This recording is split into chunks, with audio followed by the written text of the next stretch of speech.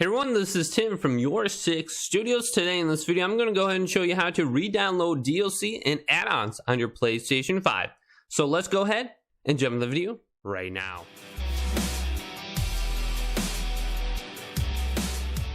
So you want to install your DLC again back onto your PlayStation 5 for your favorite video games. Well, this is actually really easy to do on the PlayStation 5 now. So the first thing you need to go ahead and do is download the game you want to download the DLC for.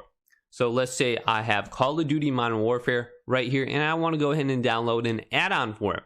Well, now that it's on my home screen right here, I can go to the options button when I select the game, and it'll bring up this window. And it's going to give you a bunch of options under here. Go down to Manage Game Content and select this option. Now, you don't have to launch the game, you just have to go to this. Now, to the right of this, I can see all my installs, like the Campaign Pack 1, 2, etc., Special Ops, Survival, Multiplayer Packs, and so on. All I have to do is hit the arrow to the right of it and install it. Now, if I go to like Call of Duty Black Ops Cold War and go to Manage Game Content and scroll down, there's specifically an add-on section. And this is a PS5 game. Now, let's go ahead and download Dead Ops Arcade. And this is going to go ahead and install. Now, there is an option for delete. So I can get rid of that at any point in time if I need more free space available on my PlayStation 5.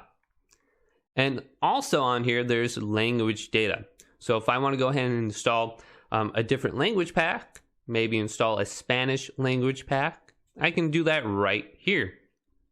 So this makes it very easy installing your DLC and your add-ons and getting them back on your PlayStation 5.